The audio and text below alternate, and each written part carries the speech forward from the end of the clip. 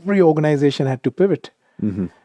People overnight. I mean, here at UT Dallas, I remember that we had to extend our spring break because we gave students and our faculty and staff more time to think about.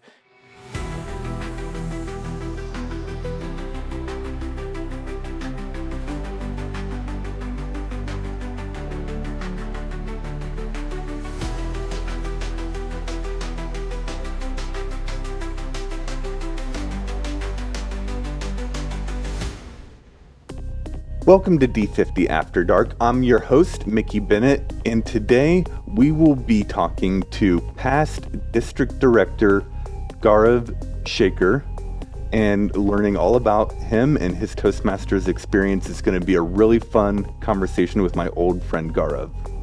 Welcome to D50 After Dark, Gaurav. It's always good to talk to a friend, Mickey. Yeah, how are you doing? Good. I can't believe it's been 11 years. 11 since years. We have known each other. Yeah, so Gaurav, you and I are old friends. We were area directors together back in the 2015 to 2016 Toastmasters year, so long ago. But for those who are maybe newer to Toastmasters and weren't here while you were in the leadership, tell everybody a little bit about who you are and what you've done. Well, again, District 50 is my home, and I've been in Toastmasters since 2013. I was the past district director of District 15, 2019-2020. I call this the year where, when we started off, we didn't know what COVID is. Yeah. And then the second half of the year, the pivoting that we saw around the world happened in that year. But again, thanks to great members, great leaders in District 50, it happened. Other than Toastmasters, I work at UT Dallas. I'm the Senior Assistant Dean for the graduate programs here in the Naveen Jindal School of Management. I'm also a faculty member in the Information Systems area. And other than Toastmasters and the school, I love connecting the industry with academia. That's what my mission is. I'm on the mission to make sure that people who need skills, they have the right skills, they have the right training, and the industry has the right talent. Because at the end of the day, there are so many different facets in our community. And I see myself as somebody who is passionate about bringing people together. Yeah. Now you said so many things there that I want to touch on. I didn't really think about it until you said it, that the year you were district director, leading District 50 was the year that COVID really pushed everybody online. And that must have been a pretty challenging year for you to help everybody to keep their clubs going when everybody was panicking, locking themselves into their homes, and everybody had to figure out what Zoom is. Right? That must have been a challenging year to be district director. Well, you know what? Now when I look back on that year, I feel that there was so much that year taught me, personally. Mm-hmm. I think everybody around the world went through something that we were not prepared for. We had not heard about. Yes, we had heard about, outbreaks of diseases, the bird flus of the world and whatnot, and you have to quarantine a little bit, stay away from people. Somebody has flu, what do you do? Mm-hmm. But then when it's a pandemic, there was no recipe book for it as to how to deal with it. Yeah. And specifically, when you talk about organizations, every organization had to pivot. Mm-hmm. People overnight. I mean, here at UT Dallas, I remember that we had to extend our spring break because we gave students and our faculty and staff more time to think about how do we come back, but now in a virtual setting. Yeah. So, and I particularly remember this was a meeting we had. We set it up for the entire district, and we kind of showed them how to do a meeting. That was not just a meeting, but it was also trying to help people understand why we are doing this, how to do it. I still remember how we taught people that, hey, you shake your hands and the jazz hands is your applause. But, over the next several weeks or months, things which were suddenly a shock for us started to become norms. Mm-hmm. Clubs pivoted. There are clubs who existed in an in-person setting for ages and ages and never thought about the possibility of going online. I'm not saying that it worked for everybody the same way, but there was so much that people discovered. Let's put it that way. There was a lot of discovery that happened, good or bad. Yeah. People had a new way of looking at things. I think there was a lot of appreciation about things we took for granted. And that year was tough, but it was a good teacher. Yeah. I mean, fortunately, before that time, there were already these like experimental online clubs. People had already broken the ice, so to speak, on the idea of having a Toastmasters club online. So Yeah. there were people with a little bit of experience out there. Yeah. But wow, it was a crash course It for was. all of us. And It was. today, you're the senior assistant dean at UTD, which is amazing. We've both come so far since those days Yes. 10 years ago. But back then, when you were district director, you were already an important part of the school, and you had to deal with a lot of the same challenges in your workplace. Well, when we were area directors, Yeah, I was a student at UT Dallas. right. I was a full-time student. This place has been, it's been good for me. Yeah, Very magnetic. When there was an opportunity to come back full-time, which wasn't too long after I graduated, that I decided to be full-time with UTD. I came back. I do draw a lot of parallels between what we used to do in Toastmasters and then how they're translated into stuff that I did at work. absolutely. Absolutely. Yeah. And in fact, we're going to have a conversation about just that in our next episode. In the meantime, a little bit more about you. Tell us, how did you get started in Toastmasters? So this was the year 2012, 2013. I joined in October of 2013. But I remember talking to my mentor at my first company, Ericsson. And at Ericsson, I would tell him that, see, when I was in my school, my high school, middle school, elementary, one of the good things that my parents did was they put me through public speaking. They used to sign me up for poetry recitations, debates, everything where there was an element of speaking on the stage. And I truly give them all the credit for, igniting that passion in me and being very supportive with everything that was happening in this area. So when I started working, I started missing it. And I went to my mentor. I told him that when I was in school, I used to write my speeches sometimes. I would deliver speeches on the stage. I felt I was very confident with that at that point of time. But I could see that over the last several years when I had not done it, I could see that there was a hesitation in terms of going out and speaking on topics that would not work anymore. I was comfortable at work. I would give good presentations. There was no hesitation to speak in front of an audience. But it wasn't speeches that I was used to giving. So I asked him for advice, and he said, "Have you considered Toastmasters?"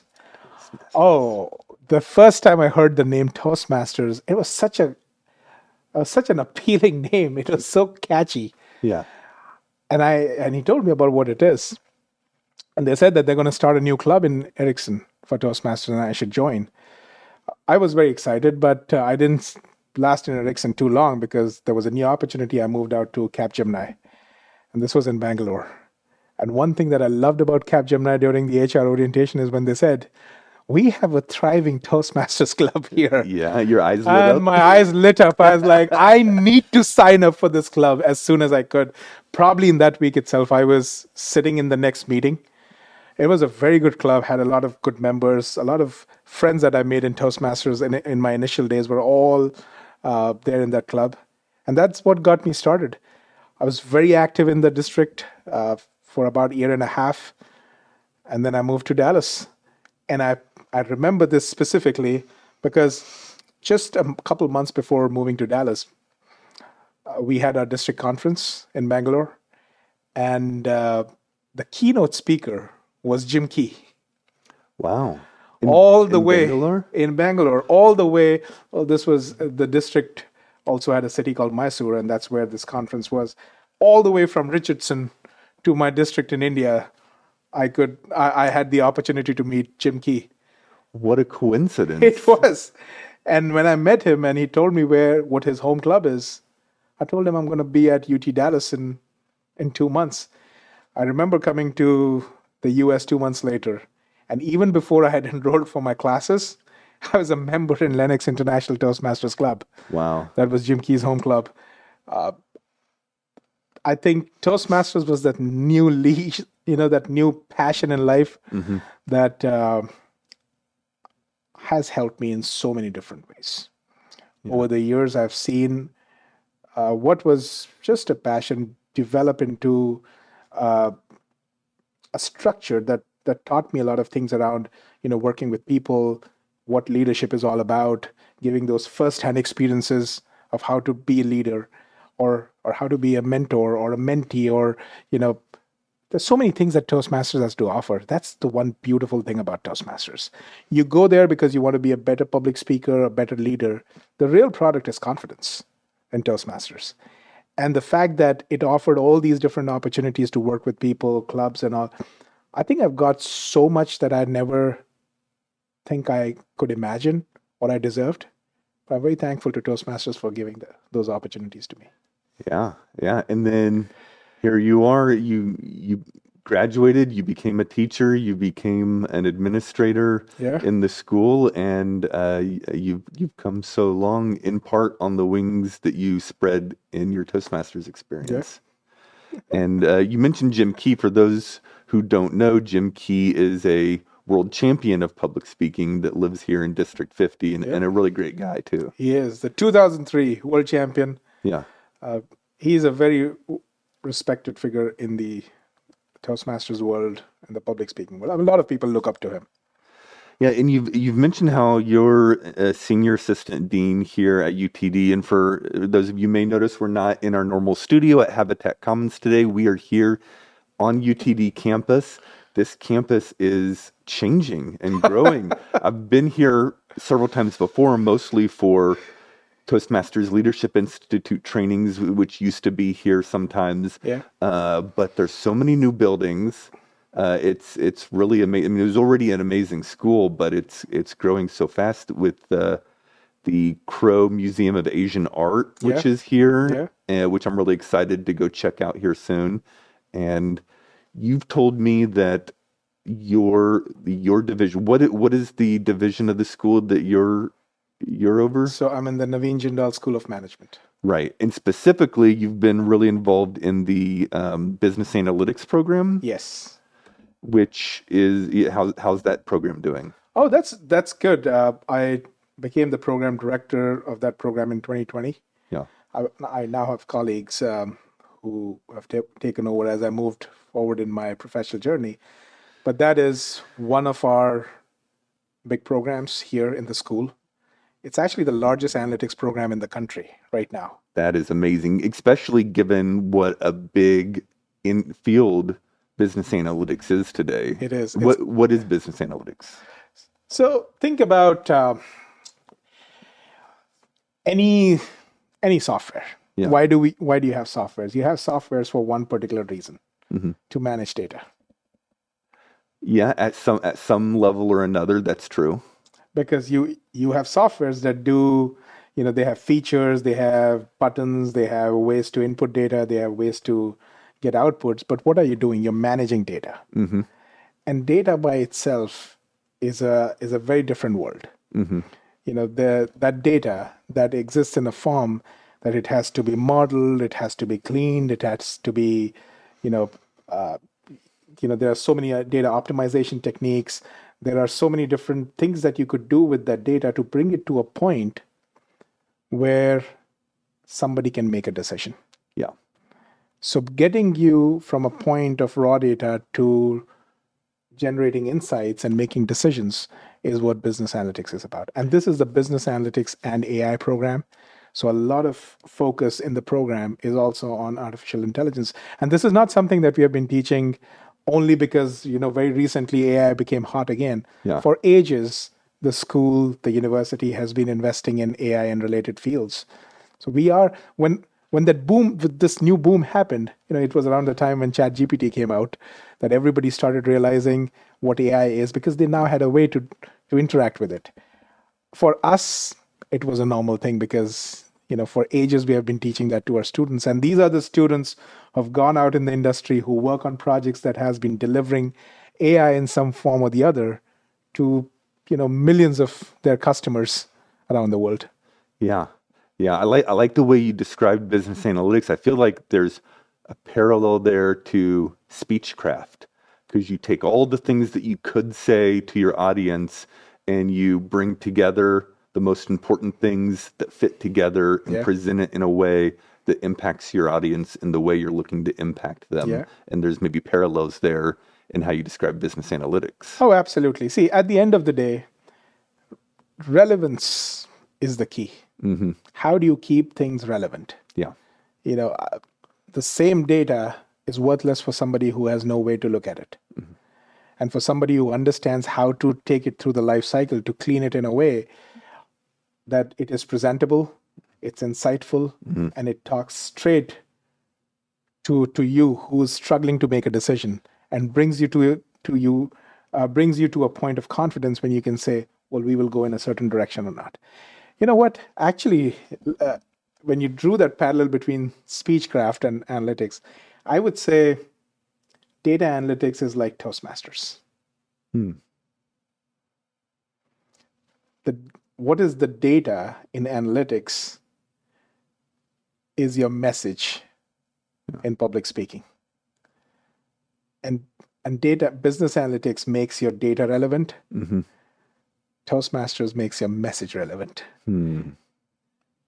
That's the parallel for me. Very cool. Right there. Very cool. And now business analytics at UTD is doing quite well. It is the doing- biggest such program in the country It is. at a time when business analytics is one of the hottest industries. It is. So it must be pretty exciting to be here a part of it. Oh, it is. It is. We are seeing this front and center. We have great partners in the industry who work with us on a variety of things. They just don't want to hire our students. That's one part of it. But they want to collaborate with us because over the last several years, one of the key things we have seen is this osmosis between industry and academia, where instead of being two separate entities, now we are partnering more to make sure that we're talking about things that affect both of us. And then in the center of it is the student who at one point of their lives is our student and then moves to become a part of the industry. So instead of working on this same entity separately, we have joined hands. Yeah. I get to be a part of a lot of things where we make these kind of partnerships possible.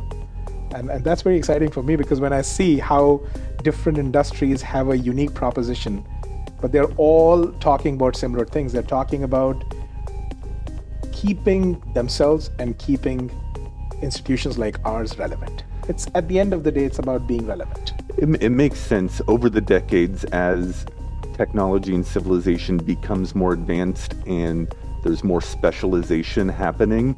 You kind of have to have the industry leaders involved in the education of the people who are going to be handling all these very specialized fields, like the various special subspecialties of data analytics. So it makes sense that those partnerships would be key. It is. Well, Gaurav, we're gonna end it there for now. It's so much fun sharing with our audience who you are and some of the things you've done. In our next few episodes, we're going to continue having conversations with Gaurav. We're going to talk about Toastmaster leadership roles and how they translate into career roles. We're going to talk about red flags for clubs that may be great now but are heading towards potential failure. And Gaurav has recently written a book. I think he's working on another, and he's going to share some of his thoughts about book writing process that you might find useful. So stay tuned. Check out our future episodes as we continue to explore these topics and more with Gaurav Shekhar.